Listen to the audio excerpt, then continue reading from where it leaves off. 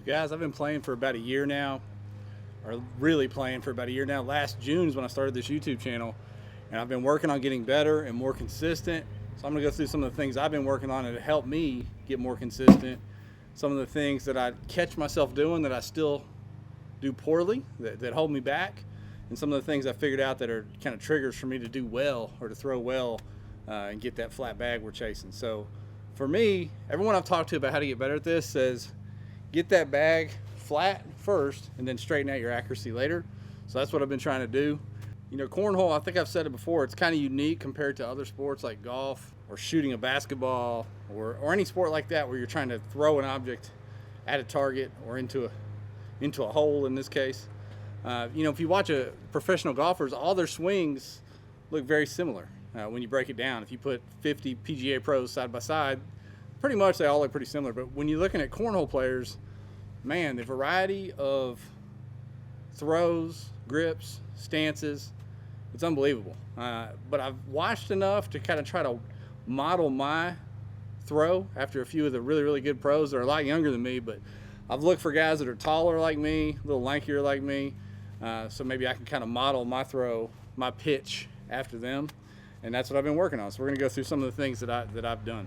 So one of the hottest players out there right now is Tony Smith, and I've never seen him in person, but watching him on the live streams or whatever, he seems to be a taller guy. I'm 6'3", I got long legs, and when I played a lot of golf, one of my biggest problems is because I've got long legs, when I would turn, I would sway off, let that knee break down and lose my balance and not have a good base. So with cornhole, one of the things I've seen from all the lessons I've learned on YouTube and stuff is you want to start off with a good base.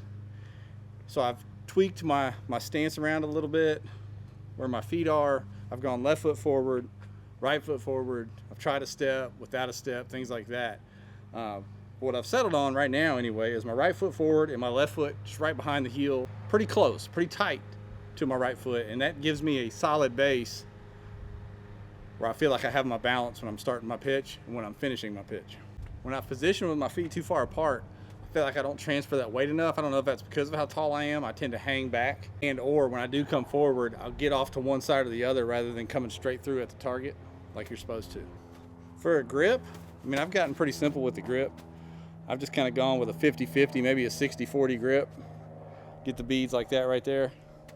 Thumb on top, not a butterfly grip, just a solid grip, and trying to hold it really loose. When I have my problems is when I hold it really tight and get tense, trying to hit a certain kind of shot or over aim, if that's a thing. I'm trying to avoid that and just have a relaxed grip and a relaxed arm throughout the shot. The other thing I've searched for throughout this is that I've watched all these pros and other people throw, and everybody seems to have a trigger, whether it's a little tap here or they bounce it up here first. Whole variety of that stuff. There's a little trigger, kind of like before a putter. You know, if you played golf, if you flex your hands before you putt, it's a similar deal. There's a little trigger before they make their throw. So I've come up with one myself, which is I just tap my leg and go up, and it's just a slight forward, kind of like Alex Rawls does. He's slightly forward and then back through. Boom. Like that. And once again, back to me and being how tall I am, I've been really, really trying to stay quiet from my upper body down towards all the way down to my base, to my feet. I've been trying to stay quiet, keep my shoulders square to the target, because when I start throwing off the board or missing my target, when I follow through, I lose my balance, number one, and I'll sway, open up my shoulders, and I'm shooting that arm off to, I mean, that's exaggerated, but I'm shooting that arm off to the side, rather than if I keep my shoulders square, chest at the target, when I come through, I'm right there, square on the target.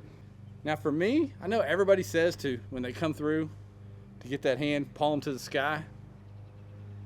I don't know if it's just dexterity from being a little older, or I'm just not very flexible or what, but that dang near seems impossible to always do that when I'm throwing. But I can get a flat bag if I get it here. If I can get it just about there, it'll still come out flat. Now if I keep it straight up and down, I'm getting that tilt that I've been fighting, and I still get that tilt some. When I can get it about right here, coming through right here, I get that flat bag. And I watch some of the pros, and their hand's not always to the sky. It can be kind of turned. So even some of them with an ultra flat bag will have a kind of a handshake going. They probably get it here and then come back. I don't have the slow-mo of theirs. And I haven't been in a lot of tournaments the last few months, but I've just been in the backyard working on consistency. And I think consistency is key.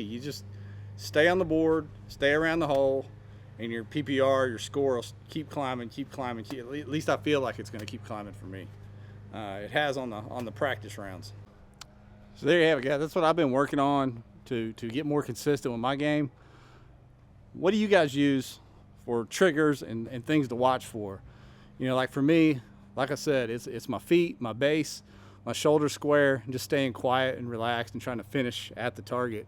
But what are some of the things you try to practice and try to look for in your game to try to get better little by little by little?